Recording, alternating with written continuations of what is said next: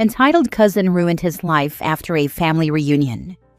My 31 male, cousin 30 male, who I'll call Jake, has always considered himself the favorite of all the grandkids because of how our grandparents would always do stuff specifically with him. The real reason why they only spend time with him is because he lives 5 minutes from them, whereas the rest of us live in different states, me being the furthest at a 13-hour car ride. None of us know where this entitlement comes from. Even Jake's parents have called him out on his behavior, but it doesn't change. So, to the story. My grandma passed away 10 years ago, and my grandpa's getting up in age, 92, but is still amazingly healthy despite it all. My dad, aunts, and uncles were having some discussions with him leading up to the summer family reunion regarding future funeral costs, making sure his will was up to date, insurance, etc. We got to the reunion this past August, and all was going well, until Jake made a comment about how he's totally getting the house and Grandpa's refurbished cars. My grandpa rebuilds old cars with my uncle, Jake's dad. We all ignored him like usual, which seemed to upset him. So he decided to prove it to us and asked Grandpa directly about the will. Grandpa gathered all 9 of the grandkids together and told us that his major assets, the house and cars, would be sold and divided equally among all of us grandkids. Jake lost his mind because despite years of being told that Grandpa loves all his grandchildren equally, he still believed he was the favorite and would therefore get most of the inheritance.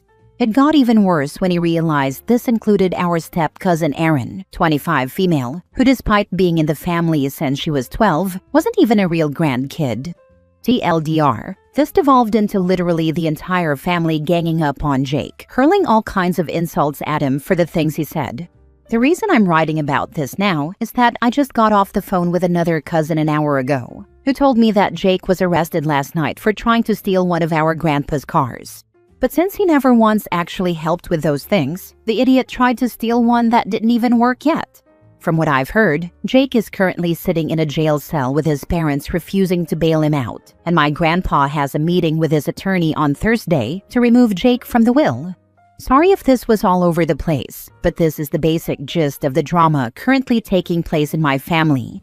Edit. Just to clarify, Grandpa had discussed this in advance with all of his kids, my dad, aunts, and uncles. And since everyone is well established in life, they were happy to let the money from the house and car sales go to the grandkids. Everyone will still be getting sentimental items too, of course. Edit 2. None of us know why or where Jake gets his ego from. He's a college graduate, had a great job working for a local mining company. His parents are honestly my favorite aunt and uncle to hang out with. He doesn't do drugs, and he's the kind of guy to nurse a single beer for an hour and call it a night. Now for the top comments. Guess Jake isn't the favorite anymore. What a doofus. It's amazing how many people feel like they're entitled to money from an inheritance. If you get anything from a family member or friend who leaves it to you when they pass, that is a gift. It's not something they owe. You don't get to whine about what you get. I was the favorite of a great aunt with no kids. Got nothing. It all went to her brothers and sisters. I didn't care. Was just sad she was gone. When my grandmother died, she had arranged to give $1,000 to each of the grandkids. One of my uncles threw a tantrum because 2 of the cousins were conceived by my uncle in a sperm donor situation. So Tantrum Uncle tried claiming that they didn't count as family. What a freaking turd, burning bridges over $2,000. My mom is one of 8. My grandfather used to own a steel company in southern Indiana. Before my grandmother passed, there were already sticky notes on the back of all the furniture claiming it. So freaking morbid in my opinion. I live in Metro Atlanta, and all I got was my grandma's old dried-up paints, whereas my cousins who live in southern Indiana got full bedroom and dining room sets that they later sold. At least I never have to see those people again until someone dies. See, my grandma did the post-it thing herself. She would walk around her condo with you and ask you your top 5 choices ranked, and then once everyone had done that, she'd figure out the first round objects, and if people's first choices were uncontested, she'd move to second choices, or on everyone's next visit, you'd do the second round of this. There were some things that she wanted to pass down in a particular way, like the oldest's oldest or the youngest's youngest, and larger pieces of furniture were prioritized for the people who would actually hold on to them and use them. It's why I have 2 bookcases and the corner cabinet that goes with them, an old buffet used as a console table, a dining room set, and a coffee table. One of my sisters has our other grandma's dining room set, and no plans to ever sell it, just to reupholster the chairs when she can pick a fabric. Next story. Am I the a-hole for giving my stepdaughter a reality check? My husband and I are in our late 30s and early 40s. He has a kid from a previous relationship, who I'll call Abby. She's 16 turning 17 and pregnant. From my understanding of the whole situation, it's her boyfriend's 18 and in college, and he's refusing to answer her calls. She wants to keep the baby, but thinks everyone is going to bend over backwards to help her do so. Everyone has told her multiple times that they aren't going to help her, and that she will be on her own. Abby and I have a decent relationship. I met her about 3 years ago when she was 14, and we have a civil relationship. She has a mom, so I'm just dad's wife to her mainly. Recently, she's been getting closer to me and trying to talk to me more, which was weird because normally when she does that, she wants something. After about a week, she got tired and told me what she wanted. She wants me to watch her baby during the day while she's in school. I told her no, as I have my own 2 kids to watch, twins.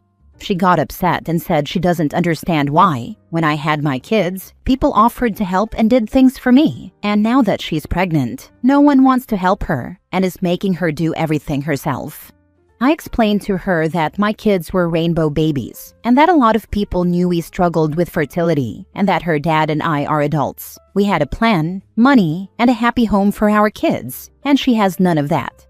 I explained that nobody is going to help her because she got herself into this situation, and she's going to have to act like an adult if she wants to keep her baby. She kept screaming and saying things about how it's unfair and that we need to support her, that she needs help, and a lot of other stuff. I told her to go to someone else because no one in her family is going to help her. She got mad and kept yelling about the same thing. I told her to leave me alone, and she didn't. She kept talking about how her life is falling apart, how this pregnancy is making her parents and friends distant, and how it's not fair. I eventually got tired of her and told her that her mom thinks she's a disappointment and that no one has to help her because she got herself into this. I said if she wants help, she should ask the father, and if she can't ask him, then ask his family or someone else, because no one is going to help her the way she expects them to. She got mad and told her dad what I said. He got upset and said that it was too far, and even if I'm right, I shouldn't have said that. So, am I the a-hole? Note, she has a late birthday, so that's why it's a 16 to 18 age gap. She turns 17 in November.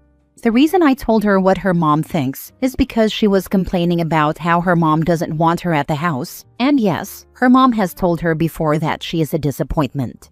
Edit. A lot of you are under the assumption that no one told her the options. They have, multiple times. She is choosing to keep this baby.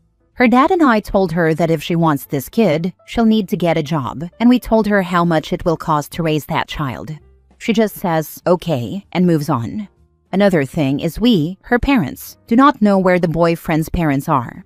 They have moved as they no longer feel the need to live in the school district. The boy's over 14 hours away at college, and it seems the only way to contact him is to see him, and neither I nor her dad is driving 14 hours away. Seems like her father needs to contact the college student's parents, get lawyers involved for child support. He can get a job. He shouldn't get off scot-free.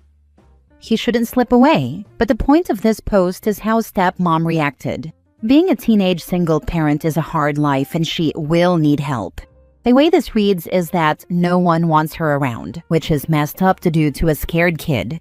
Daughter might be a doofus, but she also needs compassion and may be steered towards resources that can or will help her. Is she assuming she's had an easy stroll? Yes. Does she deserve a nasty reality check? Yes. Should dad and stepmom have a little compassion? Also yes. Refusing to take care of her child while she's at school is entirely within your rights. Helping her find daycare should be your concern as an adult. Telling her that you deserve help because your babies were wanted and her isn't is literally telling her that her baby is worth less than yours. You can be certain that's how she heard it. This was my takeaway too. I get not everyone is able to help, but to say my babies deserve a village and yours don't is actually a pretty vile perspective. That's what bothers me. She doesn't have to watch the kid, but she seems to want this girl to suffer. She is a pregnant teenager. She is going to suffer enough. They need to at least point her in the direction of help, especially if they are so unwilling. For someone who claims to have struggled with fertility and should understand how hard having a baby is under the best of circumstances, she is pretty damned callous. Next story. Am I the a-hole because I won't make sure my half-sister is safe even though I know she's being reckless? My dad got another woman pregnant when he and my mom were expecting me. I'm 16 male and his and my mom's only kid. Emmy, 16 female, is the other woman, aka his now wife's baby. When my mom ended their marriage, my dad chose Emmy and her mom, and really didn't play a hugely active role in my life afterward. I'm pretty sure he went to jail for failing to pay child support, but my mom has never confirmed if that's true or not. There was talk at school about it, which is how I know. My dad has other kids with Emmy's mom, but this post is about Emmy. We don't like each other. I don't care about her. I never acknowledge that we're related, and I say I'm an only child when asked by people. I say I only have a mom too, because most of my life that has been true. Last year, my dad started fighting for visitation and making me go to his house more. I spent 3 overnights a month at his place, but I haven't bonded with his family, and I still don't like Emmy, and she still doesn't like me. She's jealous that I'm Dad's only son, and she believes is why he started wanting to know me again last year. I can't stand the way she talks about my mom, and I've insulted her mom right back. When I was younger, I hated her for having Dad though. Like, I really hated her. It's not about him anymore though, and I just hate her for calling my mom a whore for dating and implying she's easy and sleeps with anyone, when her mom's the one who slept with a married guy. Ever since Dad started trying to work on our relationship, Emmy has been acting out and being reckless. I'm talking drinking, drugs, sex, and getting into cars with guys who drive super fast and recklessly. She goes to parties and tries to be the center of attention. I avoid most parties now because of her, but when I see her there, I ignore her. There were a couple of parties where she was close to being raped. Another time, the parents came home and found her with more than one boy, and they called her parents. My dad asked me a few times to look out for her and make sure she's not in danger because of how reckless she is, but I told him it's not my job, and I don't care about her enough to go out of my way to keep her safe. He tried to use the sister argument, but I was quick to shut it down because there's no way you could make me care for that reason. She was missing for a few days last week and turned up at some guy's house. I saw her with him outside school and didn't really pay attention to what was going on. It pissed my dad off, and he showed up at my mom's house to yell at me. I didn't care. He might have snapped enough to call time on me being at his house, which would be better for everyone. Emmy didn't come back to school after that, and I don't know if she was found okay or if something happened, and I really don't care. Which made me wonder if that's a little evil. Since, related or not, I have known her basically my whole life. Am I the a-hole? Not the a-hole. You are 16 years old, and it is not your job to look after another 16-year-old. Clearly, she is a troubled kid who needs professional help. Please save any evidence of your father yelling at you for your sister's behavior. Use that documentation to stay with your mom. A POS father demanding a minor act more responsibly than him, LOL. Not the a-hole. At the end of the day, it's not your job to look out for your dad's daughter. He's the father. He's the adult. It's his job. Honestly, had you actually had a relationship with his daughter, it would be different. But y'all have no relationship at all. And whenever y'all around each other, obviously y'all don't like each other, so I don't understand why he thinks you should be looking out for her. If he knows she's having troubles, issues, acting out, then him and her mother need to be the ones taking steps to make sure she's safe, or getting her the help she needs. Honestly, I wouldn't want to help her either if she was running her mouth about my mom like she does yours. I almost want to say she's just acting out, because she's butthurt that she doesn't have your dad all to herself anymore. This all started when Dad was first trying to fix his relationship with me.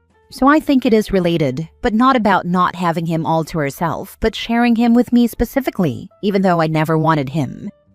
Sounds like a quick enough fix then. It all started with that. I hope your dad gives up on chasing you. It's ironic that she's behaving exactly like she says your mom does.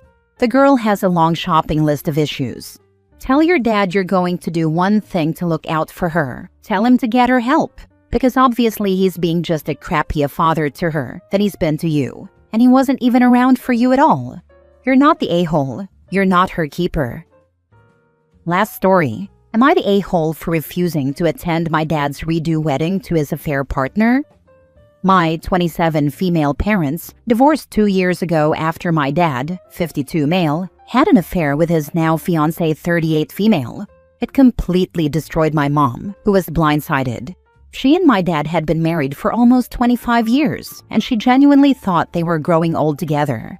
When the affair came out, she spiraled, moved in with my aunt for a while, started therapy, and has slowly been trying to rebuild her life.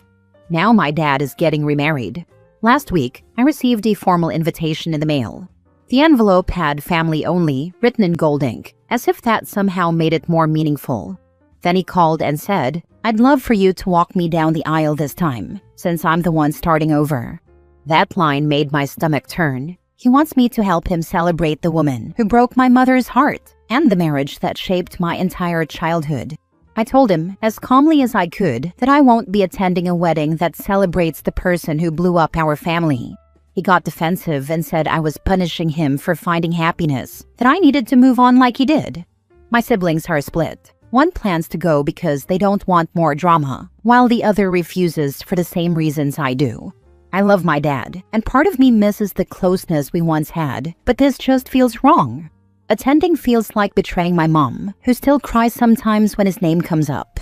I told him I hope he's happy, but I can't play the part of supportive daughter in this story. He hasn't spoken to me since. Am I the a-hole for refusing to go to his redo wedding? Actions have consequences.